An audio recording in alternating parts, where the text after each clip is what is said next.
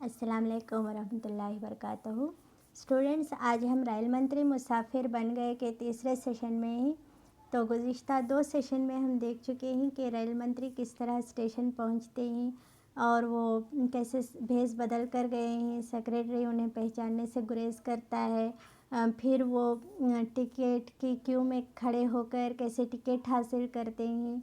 और अब प्लेटफॉर्म पर पहुँचे हैं तो प्लेटफॉर्म पर ट्रेन के अंदर जाने का रास्ता तलाश कर रहे हैं। तो सेक्रेटरी उन्हें मशवरा देता है कि डिब्बे के दरवाज़े से नहीं बल्कि खिड़की से अंदर दाखिल होना चाहिए। तो सेक्रेटरी मंत्री जी से ये भी कहता है कि मुझे उठाकर अंदर फेंक दीजिए, मैं अंदर चला जाऊंगा तो आपको भी बुला लूँगा। तो मंत्री जी ने फ़ौरन सेक्रेटरी को उठाया और उसे गठरी की तरह खिड़की में रख दिया। आप देख सकते हो, गठरी इसको कहते हैं। इसके साथ ही डिब्बे में शोरगुल बर्पा हो गया। बाहर निकालो इसे, डिब्बे में जगह कहाँ है, हमारे सरों पर बैठेगा क्या। उनकी आन के आन में पूरा डिब्बा सेक्रेटरी के खिलाफ सीना सपर्द हो गया। मंत्री को ये भी याद रहा कि वो उनका सेक्रेटरी है। इस वक्त तो उनके और सिर्फ इंतखाम की आग भड़क उठी थी। उन्होंने अपने कंधे से ज़ोर से धक्का दिया और सेक्रेटरी डिब्बे के अंदर पहुंचकर एक मुसाफिर के सर पर बैठ गया। उधर मुसाफिर लोग उसे बाहर ढकेल रहे हैं और मंत्री उसे अंदर ढकेल रहे हैं। मतलब मंत्री अपना रुतबा, अपना ओहदा भूल चुके हैं।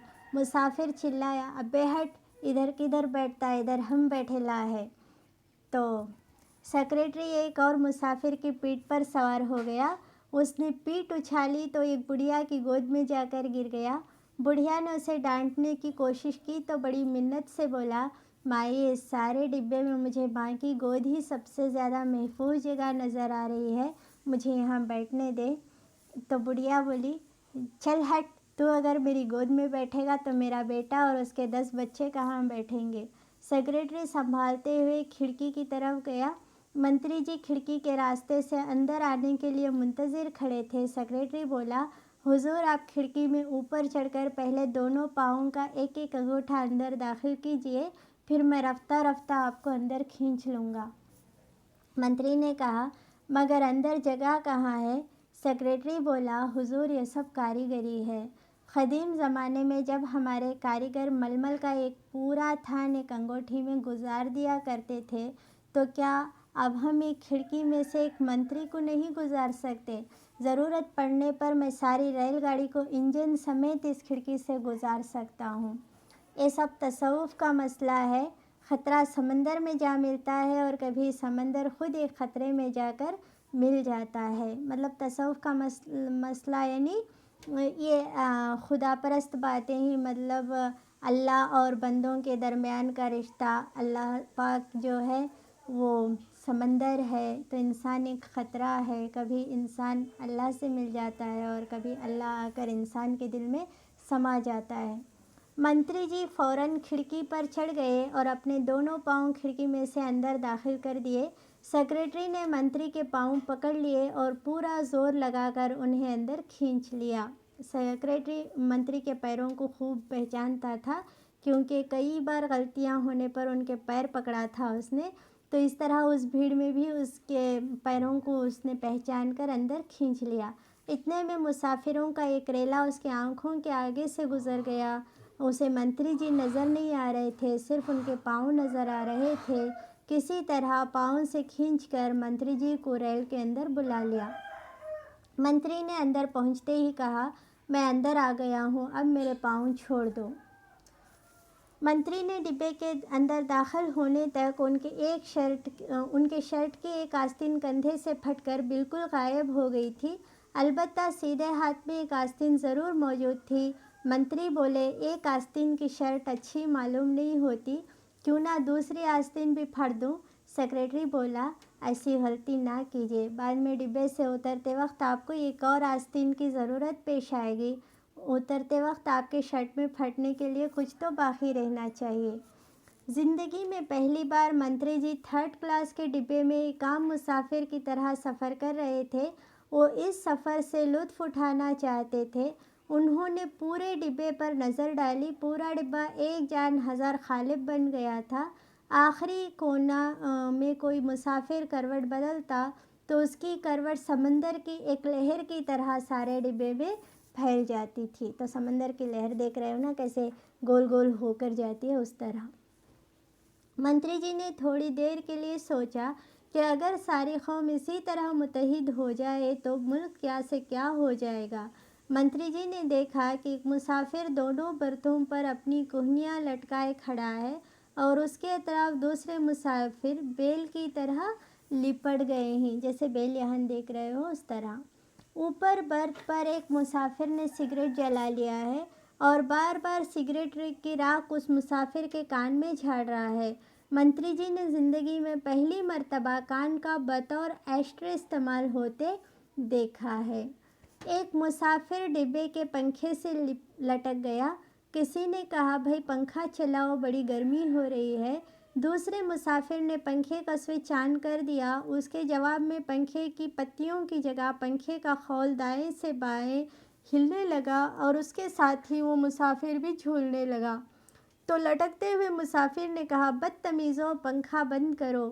نیچے بیٹھے ہوئے مسافروں نے کہا پنکھا بند نہ کرو، اس آدمی کے ہلنے سے تھوڑی بہت ہوا پیدا ہو رہی ہے۔ مطلب یہاں کسی کو کوئی بھی مصیبت میں ڈال کر لوگ پرسکون ہو رہے ہیں۔ ایک مسافر نے کہا باپ رے، پتہ نہیں ہمارے ریلوں کا انتظام کب ٹھیک ہوگا۔ دوسرے نے کہا کیا ٹھیک ہوگا جی، ہمارے ریل منتری تو صرف بڑی بڑی باتیں کرتے ہیں۔ منتری جی کہتے ہیں کہ دیش میں ٹرینوں کے ذریعے ہی سوشلزم آئے گا۔ تیسرے مسافر نے کہا بھگوان سوشلزم کی رکشا کرے، ہمارے دیش میں سوشلزم بیل گاڑی میں آئے گا تو منزل تک پہنچتے پہنچتے اس کا کچومر نکل آئے گا۔ چوتھے مسافر نے کہا آپ منتری جی کے بیان کا مطلب نہیں سمجھتے، سوشلزم ریل گاڑی میں ہی آئے گا مگر فرسٹ کلاس کے ڈبے میں بیٹھ کر آئے گا، کیونکہ منتری بھی تو فرسٹ کلاس میں بیٹھتے ہیں نا، اس لیے ہمارے سوشلزم کو تھرڈ کلاس ڈبے سے کیا مطلب۔ مسافروں کی باتیں سن کر منتری جی کو غصہ آیا۔ وہ کچھ کہنا چاہتے تھے کہ سیکریٹری نے روک دیا اور کہا حضور یہ آپ کیا کر رہے ہیں، آپ تو اس وقت بھیس بدلے ہوئے ہیں۔ اتنے میں گاڑی ایک پل پر سے گزرنے لگی، پھر اچانک دھماکے کی آواز آئی۔ مسافروں کی چیخ و پکار سے سارا ماحول گونج گیا اور ٹرین دریا میں گرنے لگی۔ منتری جی گھبرا کر اپنے سیکریٹری سے لپٹ گئے۔ سیکریٹری نے انہیں پرے ڈھکیلتے ہوئے کہا اب میرے قریب نہ آؤ، مرنے کا وقت آ گیا ہے، نہ تم میرے منتری نہ میں تمہارا سیکریٹری۔ یہ کہہ کر سیکریٹری دریا میں کود گیا۔ منتری جی نے ایک زوردار چیخ لگائی اور ان کی آنکھ اچانک کھل گئی۔ وہ اپنی خوابگاہ میں بستر پر لیٹے ہوئے تھے۔ تو ظاہر سی بات ہے کہ اب تک وہ کیا کر رہے تھے، خواب دیکھ رہے تھے۔ دوسرے دن وہ دفتر گئے تو ان کا موڈ کافی خراب تھا۔ سیکریٹری جیسے ہی کمرے میں داخل ہوا گرج کر کہا تم اسی وقت میرے سامنے سے چلے جاؤ، مجھے تم جیسے نمک حرام سیکریٹری کی ضرورت نہیں، کیونکہ وہاں جو ریل گر رہی تھی تو اس نے ساتھ چھوڑ دیا تھا نا، اس لیے۔ سیکریٹری بولا مگر میرا قصور، وہ بیچارہ کیا جانتا ہے، یہ سب انہوں نے تو خواب میں دیکھا تھا۔ منتری بولے میں کچھ نہیں چاہتا، نکل جاؤ میرے سامنے سے۔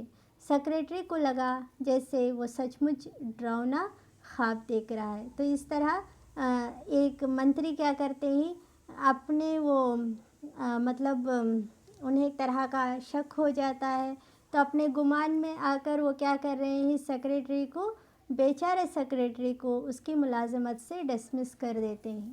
تو یہیں پر یہ مضمون ختم ہوتا ہے۔ امید ہے آپ کو یہ مضمون سمجھ میں آیا ہو۔ اگلی کلاس میں